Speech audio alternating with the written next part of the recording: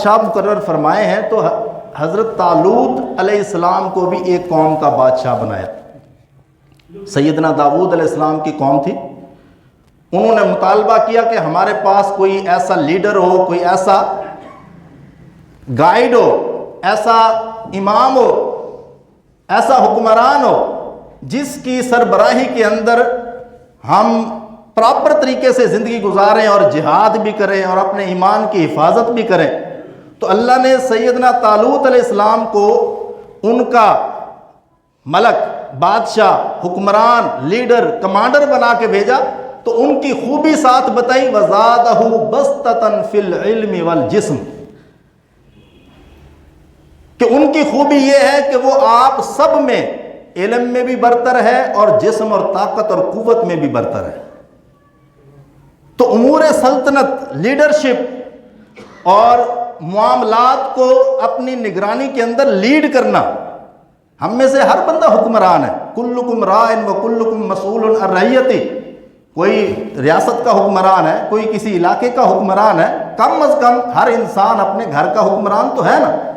تو اپنے گھر کے معاملات کو کنٹرول کرنے کے لیے بھی صحت چاہیے، طاقت چاہیے، قوت چاہیے۔ کمزور بندے کی کون پوچھتا ہے؟ اس کی بات کو کون کان دیتا ہے؟ تو یہ جو طاقت ہے، یہ جو قوت ہے، یہ انتہائی ضروری ہے۔ وَأَعِدُّوا لَهُم مَّا اسْتَطَعْتُم مِّن قُوَّةٍ، اللہ نے مومنوں کو حکم دیا ہے کہ اپنے دشمنوں کے خلاف جسمانی، معاشی، ٹیکنالوجی والی ہر طرح کی طاقت کو ہمہ وقت تیار رکھو، اپنے آپ کو کمزور نہ کرو، اپنے آپ کو اس لیول پر نہ لے جاؤ کہ دشمن تم پر غالب آ جائے۔ دشمن کے خلاف ہمہ وقت تمہاری افرادی قوت بھی تیار ہونی چاہیے، تمہاری سیاسی قوت بھی تیار ہونی چاہیے، ہر لحاظ سے۔ وَأَعِدُّوا لَهُم مَّا اسْتَطَعْتُم مِّن قُوَّةٍ۔ اور نبی مکرم صلی اللہ علیہ وسلم جہاں عقیدہ سکھاتے تھے، جہاں عبادات سکھاتے تھے، جہاں دیگر معاملات سکھاتے تھے، وہیں پر نبی مکرم صلی اللہ علیہ وسلم صحت کے اصول، طب نبوی ایک بہت بڑا چیپٹر ہے، صحت کو کیسے مینٹین رکھنا ہے، اور اسی طرح طاقت کے اصول، گھوڑ سواری، تیر اندازی، تیراکی، دوڑ لگانا، یہ ساری چیزیں قرآن اور حدیث میں ہمیں ملتی ہیں۔ مسجد نبوی صرف نماز کا مرکز نہیں تھی، وہاں پہ یہ جہادی مشقیں بھی ہوتی تھیں، وہاں پہ مسلم فوج تیار ہوتی تھی، ان کی جسمانی نشو و نما ہوتی تھی، اور ایسے ایسے جرار تیار کیے جاتے تھے جنہوں نے پھر جنگ بدر کے اندر، جنگ احد کے اندر، جنگ خندق کے اندر، جنگ خیبر کے اندر، فتح مکہ کے اندر، جنگ موتا کے اندر، جنگ حنین کے اندر، بڑی لمبی لسٹ ہے جنہوں نے پھر جوہر دکھائے اور اسلام کو غلبے پر لے آئے۔ تو یہ صرف رہبانیت اختیار کر لینا، گوشہ نشین ہو جانا، جنگل میں چلے جانا، چلے کاٹنا، اور یا پھر یہ بھی یعنی ایک انگریزوں کی سازش ہے کہ انہوں نے ہمیں صوفیت کی طرف زیادہ دھکیل دیا ہے کہ بس اللہ اللہ اللہ کرتے رہیں، اور جہاد سے، جسمانی طاقت سے، جسمانی قوت سے، جو ایک مرد کی شان ہے، مسلمان کی بھی شان ہے اور ہر مرد کی شان ہے کہ اس کے اندر جسمانی قوت ہونی چاہیے، جسمانی طاقت ہونی چاہیے۔ المؤمن القوی خیر واحب الی اللہ من المؤمن الضعیف۔ جہاں سیدنا عمر فاروق رضی اللہ تعالی عنہ جیسے جری جوان، جنہیں آپ دعا میں مانگا کرتے تھے اللہ سے، آخر ان کی قوت تھی، ان کی طاقت تھی، ان کے اندر مردانگی تھی کہ جب وہ مسلمان ہوئے تو وہ پہلا دن تھا جب مسلمان گھروں سے نکل کر بیت اللہ کے اندر باجماعت نماز ادا کر رہے ہیں، اور دوسرے صحابہ کہتے ہیں ما زلنا اعزا منذ اسلم عمر، جب عمر مسلمان ہوئے تو اس وقت سے لے کر ان کی شہادت تک اسلام ہمیشہ غلبے پر رہا۔ اور یہ روب ان کا صرف کیسر و کسرا تک محدود نہیں تھا کہ ان کے ایمان لرز جایا کرتے تھے، شیطان بھی ان کے روب سے دبدبا جاتا تھا، وہ راستہ ہی چھوڑ دیتا تھا جہاں جس راستے سے عمر گزر رہے ہوتے تھے۔ یہ قوت ہے، یہ مومن کی طاقت ہے، ایمانی قوت بھی جسمانی، ظاہر ہے ایمانی قوت بھی تب ہی ہوگی نا جب جسم مضبوط ہوگا، جب جسم طاقتور ہوگا۔ ایک نحیف اور کمزور جسم میں ایمانی قوت کا مظاہرہ کیسے ممکن ہے؟ خالد بن ولید اگر ایک جنگ کے اندر 9 تلواریں توڑ کر پانسا پلٹ دیتے ہیں، ہاری ہوئی جنگ جیت کر دکھاتے ہیں، جہاں 3 لاکھ سے ٹکرا جاتا ہے، یہ قوت کا مظاہرہ کیسے ممکن ہے اگر انسان جسمانی طور پر کمزور ہو تو؟ سیف من سیوف اللہ، اللہ کی تلواروں میں سے ایک تلوار خالد بن ولید رضی اللہ تعالیٰ عنہ۔ یہ جسمانی طاقت ہوتی ہے، جسمانی قوت ہوتی ہے، جس کے اندر پھر ایمانی قوت مل کے ایمان کا مظاہرہ کرتی ہے، دفاع کا مظاہرہ کرتی ہے، پھر ہاری ہوئی جنگیں ایسے جتوا دی جاتی ہیں۔ درہ خیبر کو توڑنے والے سیدنا علی بن ابی طالب رضی اللہ تعالیٰ عنہ، لَأُعْطِيَنَّ هَذِهِ الرَّايَةَ رَجُلًا يُحِبُّ اللَّهَ وَرَسُولَهُ وَيُحِبُّهُ اللَّهُ وَرَسُولُهُ، بار بار کے مارکوں کے باوجود فتح میسر نہیں آ رہی تو آپ صلی اللہ علیہ وسلم نے فرمایا یہ جھنڈا میں صبح ایسے شخص کو دوں گا جو اللہ اور اس کے رسول سے محبت کرتے ہیں اور اللہ اور اس کا رسول بھی اس سے محبت کرتے ہیں، اور اللہ اس کے ہاتھ پر ہمیں خیبر کی فتح عطا فرمائے گا۔ صبح وہ جھنڈا علی بن ابی طالب رضی اللہ تعالیٰ عنہ کو تھمایا اور اللہ نے ان کے ہاتھ میں فتح عطا فرمائی۔ شیر خدا فاتح خیبر سیدنا علی بن ابی طالب رضی اللہ تعالیٰ عنہ۔ تو یہ طاقت کا مظاہرہ تبھی ممکن ہے نا جب انسان کا جسم صحت والا ہو، جسم قوت والا ہو، جسم مضبوط ہو۔ ایک لاغر اور کمزور جسم کیسے اس طاقت کا مظاہرہ کر سکتا ہے؟ یہ جن احباب کی ہم تاریخیں پڑھتے ہیں، محمد بن قاسم ہے اور اسی طرح فاتح بیت المقدس ہے، یہ سارے جتنے بھی لوگ تھے یہ جسمانی طور پر بھی مضبوط تھے۔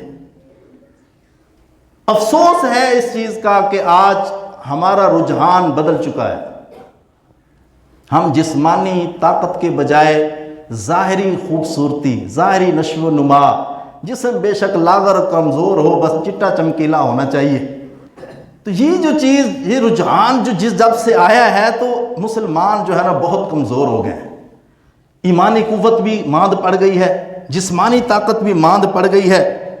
تو اس چیز کی انتہائی ضرورت ہے کہ ہم اپنے ایمان کو بھی تبھی مضبوط رکھ سکتے ہیں۔ اصحاب کہف کا اللہ نے سورہ کہف پوری نازل فرمائی ہے، جو ہر جمعے پڑھنے کا حکم ہے۔ کیوں حکم ہے؟ تاکہ آپ نوجوان ان نوجوانوں کا واقعہ پڑھو جو نوجوان تھے، صحت مند تھے، انہوں نے اپنی جوانی کو دیوانی میں نہیں لگایا بلکہ ایمان کے تحفظ کے لیے اپنی جوانی کو لگایا۔ اللہ نے قرآن مجید کے اندر انہم فتیۃ آمنوا بربہم وزدناہم ہدی، یہ واقعہ ذرا تفصیل سے ترجمے کے ساتھ پڑھ کے دیکھیں کیسے ایمان تازہ ہوتا ہے، کیسے انسان کے اندر جوش اور جذبہ پیدا ہوتا ہے کہ یہ جوانی جو ہے، یہ صحت جو ہے، یہ اللہ کا بہت بڑا انعام ہے اور اس کی حفاظت بھی کرنی ہے اور اس کو ہم نے اللہ کے دین کی سربلندی کے لیے خرچ کرنا ہے، وہاں پہ صرف کرنا ہے اور اس کو غنیمت سمجھنا ہے۔ یہ اللہ کی بہت بڑی نعمت ہے۔ اغتنم خمسا قبل خمس، آپ صلی اللہ علیہ وسلم نے فرمایا 5 چیزوں سے پہلے 5 چیزوں کو غنیمت سمجھو۔ شبابک قبل حرمک، بڑھاپے سے پہلے جوانی کو غنیمت سمجھو۔ بڑھاپے میں کئی لوگ سجدہ کرنا چاہتے ہیں لیکن سجدہ نہیں کر پاتے، روزہ رکھنا چاہتے ہیں روزہ رکھ نہیں پاتے، حج عمرہ کرنا چاہتے ہیں بھاگ دوڑ نہیں کر پاتے، تو جوانی کو غنیمت سمجھو، اس کی حفاظت کرو، اس کو سنبھالو۔ وَصِحَّتَكَ قَبْلَ سَقَمِكَ، بیماری سے پہلے، کسی معذوری سے پہلے اللہ نے جو صحت دی ہے اس کو غنیمت سمجھو، اس کی حفاظت کرو، اس کو سنبھالو، اس کا خیال رکھو۔ اس کے اندر اللہ نے بہت بڑی خیر رکھی ہے۔ قیامت کے دن جب سورج صرف 1 میل کے فاصلے پر ہوگا اور کسی چیز کا سایہ نہیں ہوگا، نہ کوئی درخت، نہ کوئی چھت، اے سی ایئر کنڈیشن کا تو نام ہی نہیں ہوگا، تو ایسے حالت کے اندر جسم پر کپڑا بھی نہیں ہے، پاؤں میں جوتے بھی نہیں ہیں، تو اللہ 7 قسم کے لوگوں کو اپنے عرش کا سایہ نصیب فرمائے گا۔ ان میں ایک وہ نوجوان بھی ہوگا وَشَابٌ نَشَأَ فِي عِبَادَةِ اللَّهِ، جس نے اپنی جوانی کو، اپنی صحت کو، اپنی طاقت کو اللہ کی عبادت میں خرچ کیا۔ نبی مکرم صلی اللہ علیہ وسلم کو اللہ نے طاقت دی تھی، قوت دی تھی، اور آپ اتنا لمبا لمبا قیام فرماتے تھے کہ پاؤں سوج جایا کرتے تھے، سجدے کرتے تو اتنے لمبے اور ایسے اللہ کے سامنے گڑ گڑاتے کہ جیسے ہنڈیا سے ابلنے کی آواز آتی ہے، اس طرح آپ کے سینے سے رونے کی آواز آتی۔ تو یہ طاقت، یہ قوت اللہ تعالیٰ کی نعمت ہے، اس کو اللہ کی راہ میں خرچ کرنا چاہیے، اس کو اللہ کے راستے میں لگانا چاہیے۔ ایک صحت مند مومن، ایک نوجوان مومن، آپ ابھی رمضان المبارک آ رہا ہے، آپ کو کئی بیمار نظر آئیں گے جو سارا سال بھاگتے دوڑتے ہیں اور پھر روزوں سے بچنے کے بہانے کئی بیماریاں نکل آتی ہیں۔ تو بھائیو، یہ جوانی اللہ نے جو دی ہے، یہ صحت اللہ نے جو دی ہے، اس سے آپ جس طرح اللہ کا قرب حاصل کر سکتے ہیں، ایک کمزور بندہ اس طرح اللہ کا قرب حاصل نہیں کر پاتا۔ اس کو غنیمت سمجھیں، اس کی حفاظت کریں، اس کو بچائیں، اور یاد رکھیں یہ جو دماغ ہے، اس کے اندر سوچنے کی صلاحیت بھی انسان کے جسم کے بقدر ہوتی ہے۔ کریٹیویٹی، اچھی ایجادات، تخلیقی صلاحیتیں، یہ جب تک مسلمان ان کی توجہ اپنی جسمانی صحت پہ بھی تھی، اور ان کا جو مرکوز تھا، ان کی جو ترجیح تھی، وہ اپنے جسم اور جان کی حفاظت بھی کرنا اور اپنے اللہ کے ساتھ تعلق بھی مضبوط رکھنا تھی، تب تک ان مسلمانوں نے جو ایجادات کی ہیں، جو کتابیں لکھی ہیں، یہ مسلم سائنسدان آج جتنی بھی یورپ کے اندر ایجادات ہو رہی ہیں، یہ ساری ان مسلمانوں کی جو سائنسدان تھے ان کی مرہون منت ہے۔ علامہ اقبال نے کہا ہے نا، مگر وہ علم کے موتی کتابیں اپنے آبا کی، جو دیکھیں ان کو یورپ میں تو دل ہوتا ہے سپارہ۔ کہ وہ جو البیرونی نے، محمد بن زکریا نے، موسیٰ الخوارزمی نے، ابن یونس نے، یہ جتنی بڑے بڑے سکالرز تھے، اور اس سے اگر اور آگے چلے جائیں، ماضی کی تاریخ کے دریچے مزید کھول کے دیکھیں، تو پہلا اسلامی بحری بیڑا، جو مسلم اسلامی بحری بیڑا ہے، سیدنا عثمان بن عفان رضی اللہ تعالیٰ عنہ نے دیکھا کہ مسلمان جو سمندر کے کنارے ہیں، ان پر عیسائی یہودی آ کر بحری بیڑوں پر آ کر ان پہ حملے کر جاتے ہیں، تو سیدنا عثمان بن عفان نے امیر معاویہ رضی اللہ عنہ کو حکم دیا کہ مسلمانوں کا بھی بحری بیڑا تیار ہونا چاہیے۔ اگلے سال کا ابھی چاند طلوع نہیں ہوا تھا اور بحیرہ عرب پر 1400 مسلم بحری جہاز گشت کر رہے تھے۔ یہ کس چیز کی تخلیق تھی؟ العقل السلیم فی الجسم السلیم۔ جب جسم صحت مند ہوتا ہے تو عقل بھی صحت مند ہوتی ہے، عقل بھی مثبت سوچتی ہے، پھر کریٹیویٹی آتی ہے۔ یہ آج جس چیز پر یورپ فخر کرتا ہے، امریکہ برطانیہ فخر کرتے ہیں، آج بھی ان کی یونیورسٹیوں کو آپ کھنگال کے دیکھیں تو جو سلیبس سائنس کا پڑھایا جاتا ہے وہ مسلمانوں کا تحریر کردہ ہے، وہ مسلم سائنسدانوں کا لکھا ہوا ہے۔ جو انہوں نے سقوط بغداد کے موقع پر کچھ دریائے نیل کے حوالے کر دیا کہ جہاں وہ مسلمانوں کے خون سے سرخ ہوا تھا وہیں پر مسلمانوں کی لکھی ہوئی کتابوں کی سیاہی سے سیاہ بھی ہوا تھا. کچھ دریا برد کر دیا, کچھ ساتھ لے گئے, اور آج تک ان کی یونیورسٹیوں میں وہی سلیبس پڑھایا جاتا ہے اور انہی سے ہی استفادہ کر کے یہ ساری ایجادات وہ کر رہے ہیں. اور ہم مسلمانوں کو انہوں نے مذہبی منافرت, سیاسی منافرت, لسانی منافرت اور صوفیت, اور جو کچھ بچے کھچے تھے ان کے ہاتھ میں موبائل, سوشل میڈیا اور ایسی ایسی فحش ویب سائٹس ان کے سامنے کھول کے رکھ دی ہیں. نشہ آور چیزیں, یہ سگریٹ دیکھیں, ان کے ملکوں کے اندر سگریٹ پینے پہ پابندی ہے جو خود بنانے والے ہیں. ہمارے صبح اٹھیں نماز کے وقت دیکھتے ہیں, صبح نماز کے وقت دیکھتے ہیں بوڑھے بوڑھے بزرگ سوٹے لگا رہے ہوتے ہیں, سگریٹ پی رہے ہوتے ہیں. اللہ کا خوف کریں, اللہ سے ڈریں. یہ صحت, یہ جوانی, یہ اللہ کی نعمت, اس کو ضائع نہ کریں. وَلَا تُلْقُوا بِأَيْدِيكُمْ إِلَى التَّهْلُكَةِ. اللہ تعالیٰ کا حکم ہے کہ اپنے جسم کو ہلاکت میں نہ ڈالو, تباہی کی طرف نہ لے جاؤ. یہ جسم اللہ کی امانت ہے, یہ اللہ کی دی ہوئی امانت ہے.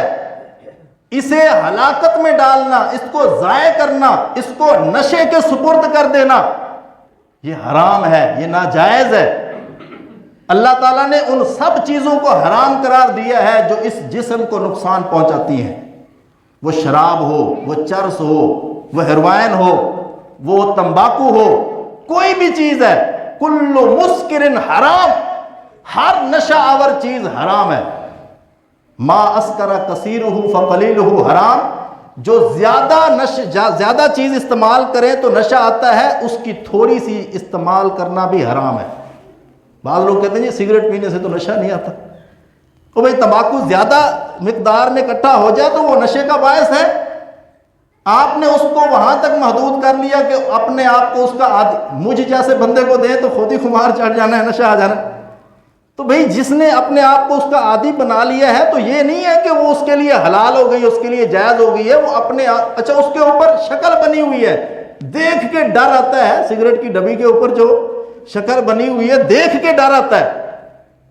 لیکن اللہ کے بندے کیا کر رہے ہیں, پیسہ بھی روزانہ 2 ڈبیاں, 3 ڈبیاں, 500 1000 روپیہ جیب سے جو اپنی اولاد کا حق بنتا ہے, جو بیوی بچوں کا حق بنتا ہے, ان کو کھلانے کے بجائے جو کماتے ہیں, جو محنت کرتے ہیں, جو مزدوری کرتے ہیں, وہ سگریٹ کے حوالے پیسے بھی ضائع, صحت بھی ضائع, دماغ بھی ضائع, دنیا بھی تباہ اور آخرت بھی تباہ.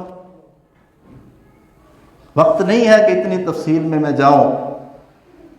اپنی جوانی کی حفاظت کریں, اپنی صحت کی حفاظت کریں. نبی کریم صلی اللہ علیہ وسلم نے فرمایا 2 نعمتیں ایسی ہیں جن میں اکثر لوگ گھاٹے کا شکار ہیں, جن کی اکثر لوگ قدر نہیں کرتے. الصحت والفراغہ, ایک صحت ہے, ایک فارغ وقت ہے, فراغت ہے, فرصت ہے. یہ دونوں اکثر ہم ضائع کرتے ہیں, صحت کو بھی, فارغ وقت کو بھی. اور یہ قیامت کے دن سب سے زیادہ حسرت کا باعث بنے گی. اللہ تعالی ہم سب کو اپنی اصلاح کرنے کی توفیق عطا فرمائے. وآخر دعوانا ان الحمد للہ رب العالمین.